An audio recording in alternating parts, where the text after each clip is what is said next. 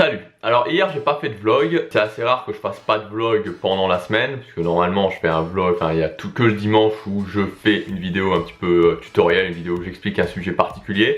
Mais voilà, hier j'étais crevé vraiment, j'avais besoin de me reposer, donc les vlogs reprendront dès demain, dès lundi. Aujourd'hui je voulais vous parler de comment vivre d'un blog de mode. Est-ce que c'est possible de vivre d'un blog sur la thématique de la mode et comment faire? Comment moi aussi, comment je ferais, parce qu'à un moment donné je me suis posé la question, c'est un sujet qui m'intéresse quand même, et donc à un moment donné je me suis posé la question de lancer un blog dans la niche de la mode, et je vais vous donner selon moi ce qu'il faut faire, enfin ce qu'il faut pas faire d'abord et ensuite ce qu'il faut faire, parce que oui c'est tout à fait possible et pour moi c'est une thématique qui est assez rentable, même si elle est très concurrentielle. Qu'est-ce qu'il ne faut pas faire? Donc la plupart des gens, il y a beaucoup de filles qui font des blogs de mode, hein, la mode au niveau féminin c'est très répandu, le blog de mode est très répandu. Mais que vous soyez une femme ou que vous soyez un homme, vous pouvez tout à fait lancer votre business sur la mode et réussir à en vivre. Mais il faut vraiment ne pas faire certaines choses. Premièrement, s'orienter sur la publicité, c'est-à-dire de vouloir vivre de la publicité YouTube.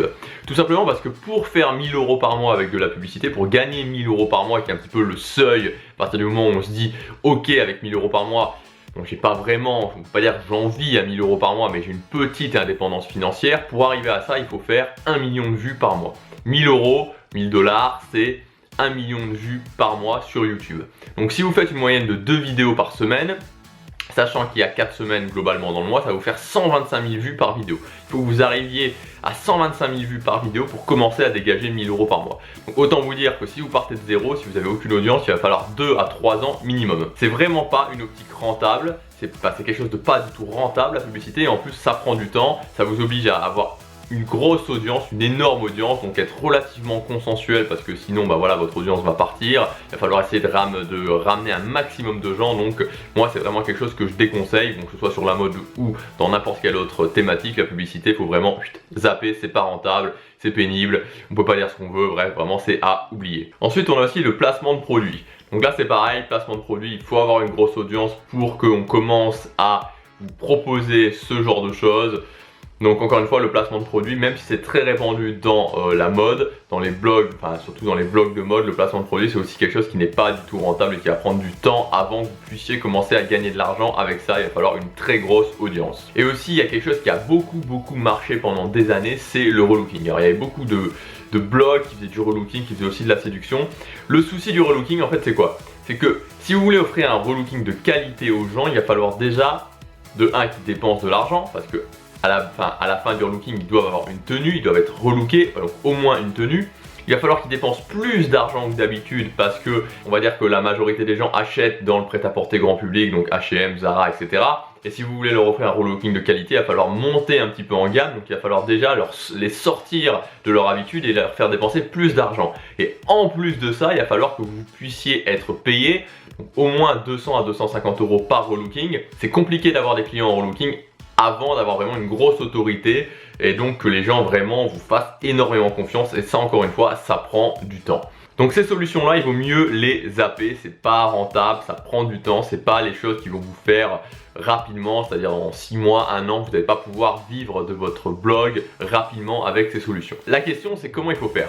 Donc moi je vais vraiment vous donner mon point de vue, comment je ferais tout simplement, comment je ferais moi si je devais lancer un blog de mode. La première chose c'est que plutôt que de parler de mode, je parlerai de style. Parce que la mode, ça va, ça vient, par définition c'est temporaire. Et évidemment quand on fait un blog, tout ce qu'on veut c'est que ce soit pas temporaire, on veut parler, que ce soit au niveau du contenu gratuit ou du contenu payant, c'est de parler de choses qui n'est pas temporaire. Donc je parlerai plus de style que de mode, parce que avoir du style c'est intemporel. Les gens chercheront toujours à avoir du style. Si je prends l'exemple des hommes, voilà, je suis un homme donc c'est plus facile de prendre cet exemple là. Acheter un beau costume, acheter des belles chaussures de ville, des belles chaussures, c'est quelque chose qui est intemporel. Dans 10 ans, dans 20 ans, dans 30 ans, forte chance que les hommes portent toujours des costumes avec des cravates et des belles chaussures de ville. Donc on va plutôt parler, enfin je parlerai, et je vous conseille de faire pareil, de style plutôt que de mode. Ensuite l'idée, encore une fois, c'est comme pour tout, ça va être de vendre votre expérience et donc de vendre des produits. De vendre des produits payants à votre audience. Mais avant, il va falloir construire cette audience, construire une audience de gens qualifiés. Alors pour construire cette audience de gens qualifiés, la première chose que je ferais, c'est de plutôt que de dire par exemple d'ouvrir un blog sur comment bien s'habiller, de déjà faire un ciblage très clair. Moi par exemple, je fais de la musculation, je sais que ça m'a posé pas mal de problèmes pour m'habiller. C'est-à-dire que voilà, on va prendre une pièce comme les chemises, sachant qu'à la base je suis très mince, maintenant j'ai pris de la carrure au niveau des épaules, c'est compliqué de m'acheter des chemises, tout simplement parce que si je prends ce qui correspond à, voilà, ce qui correspond à ma taille, pour que ce soit bien sur moi, il va falloir que je prenne par exemple une taille M. Et la taille M, au niveau des épaules, au niveau du torse, ça va tirer, ça va pas être très beau. Dès que je vais bouger, on va voir les boutons de la chemise qui s'écartent, donc c'est pas terrible.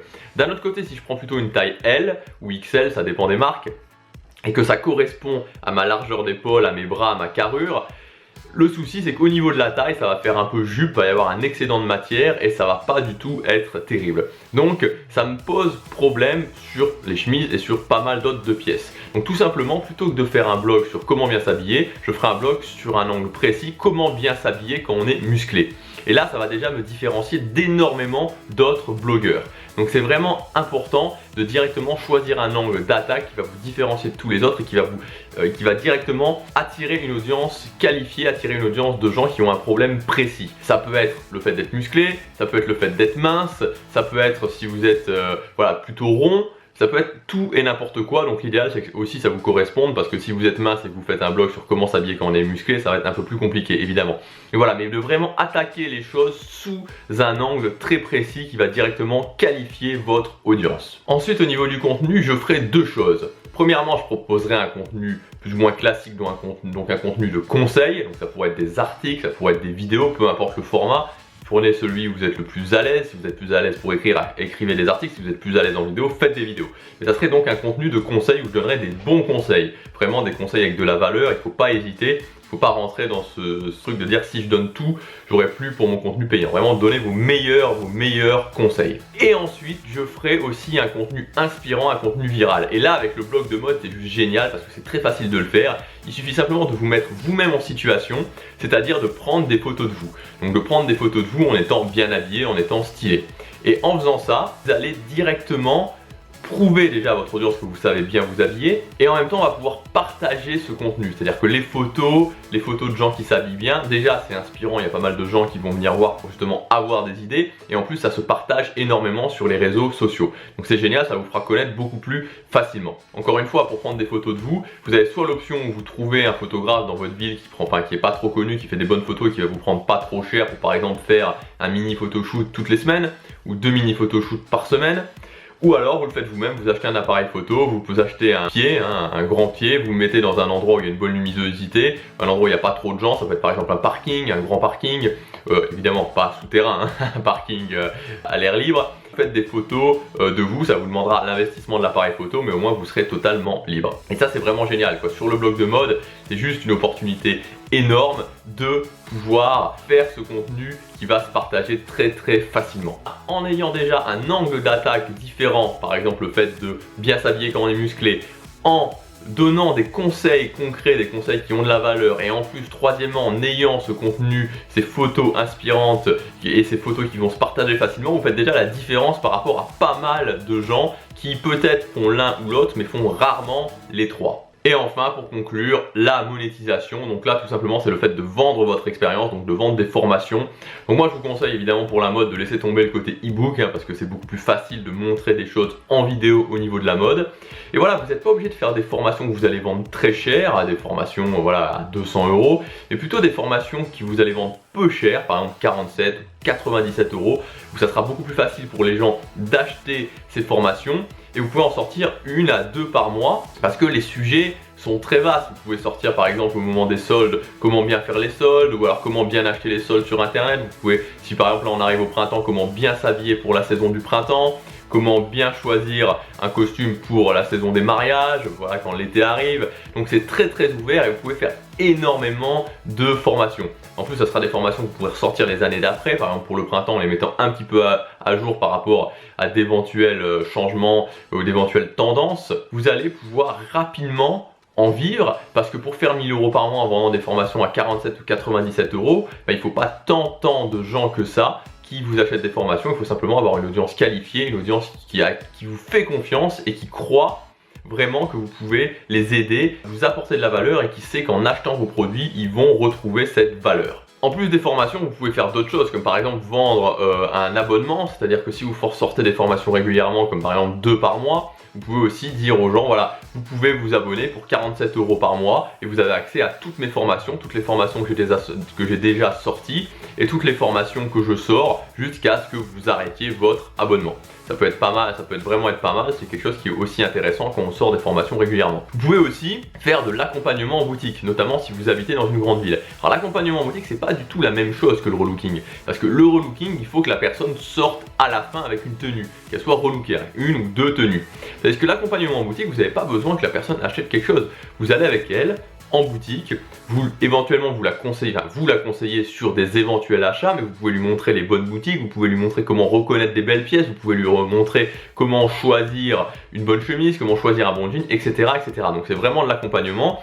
Vous pouvez le facturer 50 ou 100 € l'heure, ça sera beaucoup plus facile pour les gens de payer parce qu'ils peuvent se payer par exemple 2 heures d'accompagnement en boutique, prendre pas mal d'informations sans être obligé d'acheter, donc il n'y a pas la même dépense à faire que quand on fait un relooking. Moi clairement c'est exactement ce que j'aurais fait si j'avais dû lancer un blog de mode, et oui, on peut largement vivre d'un blog de mode en appliquant ces conseils. Alors je dis pas que voilà, il y a sûrement d'autres moyens, mais si vous faites ça, vous pouvez très rapidement, 6 mois, 1 an, rentabiliser votre blog de mode et vivre de votre blog, ce qui est quand même assez génial. Il faut vraiment sortir de la masse et pas faire évidemment ce que tout le monde fait, donc les classiques, placement de produits, publicité sur YouTube, où là évidemment ça prend du temps, c'est ultra saturé, vous n'allez pas du tout vous démarquer des gens. On se retrouve demain pour un nouveau vlog, salut, à demain.